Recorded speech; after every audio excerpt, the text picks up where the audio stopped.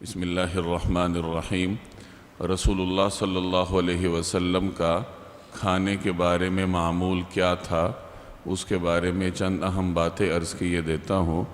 نبی کریم صلی اللہ علیہ وسلم جب کھانے کے لیے تشریف فرما ہوتے تو عاجزی کے ساتھ بیٹھا کرتے تھے۔ آپ صلی اللہ علیہ وسلم سے کھانے کے لیے دو طریقوں سے بیٹھنا ثابت ہے۔ عموماً نبی کریم صلی اللہ علیہ وسلم دونوں گھٹنوں کے بل تشریف فرما ہوتے، یعنی دونوں گھٹنے کھڑے کر کے تلووں کے بل تشریف فرما ہو کر کھانا کھاتے، اور آپ صلی اللہ علیہ وسلم سے ایک گھٹنا کھڑا کر کے دوسرے پاؤں کو بچھا کر بیٹھنا بھی ثابت ہے۔ عاجزی کے ساتھ بیٹھ کر آپ صلی اللہ علیہ وسلم کھانا تناول فرماتے۔ جو حلال چیز دستیاب ہوتی نبی کریم صلی اللہ علیہ وسلم تناول فرما لیتے۔ اگر کوئی ایسی چیز دسترخوان پر رکھی ہوتی جس کے ساتھ آپ صلی اللہ علیہ وسلم کی طبعی طور پر مناسبت نہ ہوتی تو حضور صلی اللہ علیہ وسلم اس کو کھانے سے ہاتھ کھینچ لیتے، لیکن اسے حرام نہ فرماتے اور نہ ہی اس میں سے کوئی عیب نکالتے۔ جیسے ایک مرتبہ آپ صلی اللہ علیہ وسلم کے دسترخوان پر گوہ رکھی ہوئی تھی، آپ صلی اللہ علیہ وسلم کو طبعی طور پر اس کے ساتھ مناسبت نہ تھی، تو رسول اللہ صلی اللہ علیہ وسلم نے اسے تناول تو نہیں فرمایا، لیکن دوسرے لوگوں کو بھی کھانے سے نہیں روکا۔ بسم اللہ پڑھ کر حضور صلی اللہ علیہ وسلم کھانا شروع فرماتے اور اللہ جل جلالہ کی حمد کے ساتھ کھانے کا اختتام فرماتے۔ آپ صلی اللہ علیہ وسلم سے مختلف جانوروں کا گوشت کھانا بھی ثابت ہے، اور اگر کوئی اچھی چیز نہ ملتی تو صرف زیتون پر گزارا کرنا بھی نبی کریم صلی اللہ علیہ وسلم سے ثابت ہے۔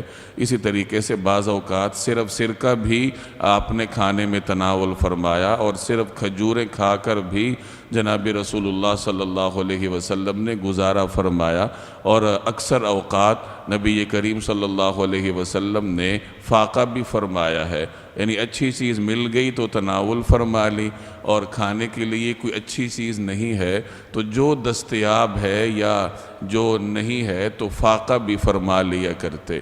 اور ایک اور اہم بات نبی کریم صلی اللہ علیہ وسلم کے معمول میں یہ تھی کہ آپ صلی اللہ علیہ وسلم کھانے کا انتہائی اکرام فرماتے تھے، اور کھانے کا کوئی جز ضائع کرنے سے گریز فرمایا کرتے تھے۔ چنانچہ کھانا کھانے کے بعد آپ صلی اللہ علیہ وسلم اپنی انگلیاں مبارک چاٹ لیتے تاکہ کھانے کے جو اجزاء انگلیوں پر لگے ہوئے ہیں وہ ضائع ہونے سے بچ جائیں۔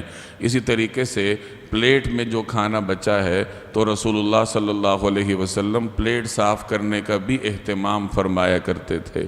کھانے کے بارے میں آپ صلی اللہ علیہ وسلم کی ان معمولات سے ہمیں یہ درس ملتا ہے کہ کھانے کو اپنی ترجیحات کا حصہ نہ بنایا جائے، ترجیحات میں عبادات کو رکھا جائے، اور اللہ تعالیٰ کھانے کے لیے جو نعمت دے صبر اور شکر کے ساتھ اس کو کھا لیا جائے۔ اور دوسری یہ بات معلوم ہوئی کہ کھانے کا احترام کرنا چاہیے۔